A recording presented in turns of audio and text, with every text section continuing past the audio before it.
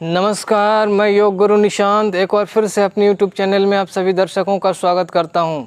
आज का विषय है बच्चों के लिए योग। बच्चों की याददाश्त को कैसे अच्छा किया जा सकता है, इस विषय पे आज हमने एक पैकेज बनाया है। और अगर इस अभ्यास को बच्चे नियमित रूप से करेंगे तो उनके न सिर्फ याददाश्त बढ़ेंगे बल्कि उनकी कंसंट्रेशन पावर भी बढ़ेगी, सोचने समझने की क्षमता डेवलप होगा, डिसीजन पावर बढ़ेगा और मन पूरी तरह से शांत होगा।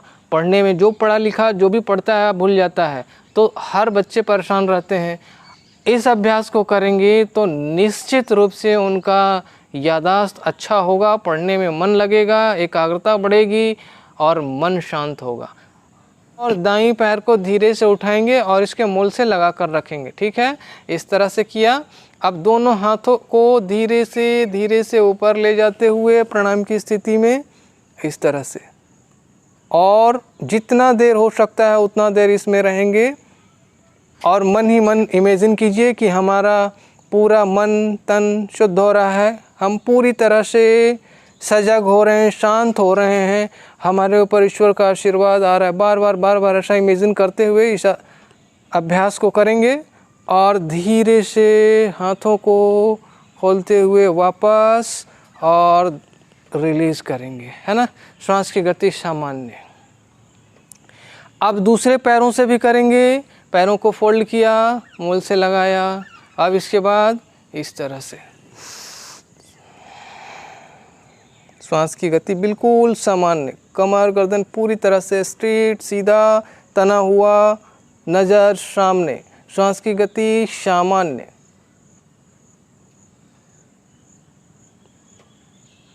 अब धीरे से हाथों को ओपन और फिर पैरों को नीचे। अब ये अभ्यास हो गया।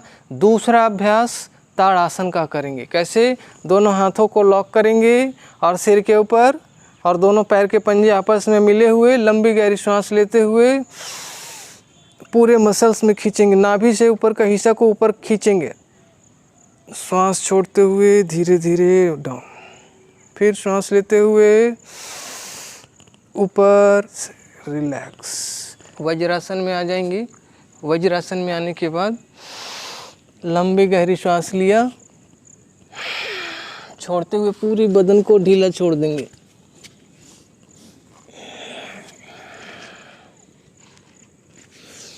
शशांकासन, भुजंगासन। फिर से शशांकासन और फिर वापस। अब सुखासन में आने के बाद आपको क्या करना है? कपालभाति करेंगे। कैसे कपालभाति करेंगे? ज़्यादा से ज़्यादा फोकस छोड़ने पे देंगे, लेना ऑटोमेटिक हो जाएगा। लास्ट में क्या करोगे? भ्रामरी प्राणायाम करोगे। कैसे करोगे? आंखों को इस तरह से लॉक करना, कान बंद, लंबी गहरी सांस,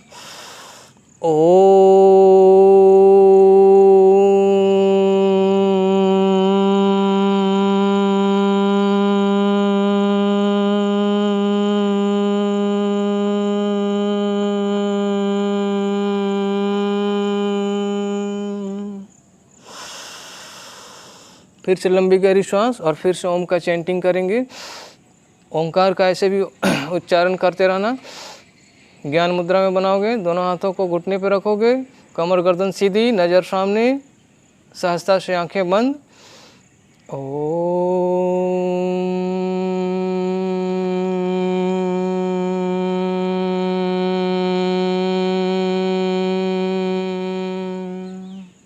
फिर दोनों हाथों को आपस में रब करोगे और पूरे चेहरे पे इस तरह से मसाज। तो ये कितनी टाइम्स करना है? ओंकार का उच्चारण कम से कम 10 से 12 बार करोगे, कम से कम। जितना ज़्यादा करोगे उतना ही ज़्यादा फ़ायदा होगा। तो हमारा जो सोचने समझने की क्षमता है, वो स्मरण शक्ति है, वो पढ़ने लिखने में मन नहीं लगता है, वो लगने लगेगा। आध्यात्मिक गुप्त फ़ायदे भी बहुत सारे हैं, तो हमें निश्चित रूप से इतना करना चाहिए। जो विद्यार्थी हैं इसे अवश्य करें, उनका पढ़ने में मन लगेगा, पढ़ा लिखा याद रहेगा। तो आज के लिए इतना ही। फिर हम लोग किसी ऐसे ही दूसरी वीडियो में मिलेंगे। तब तक के लिए नमस्कार।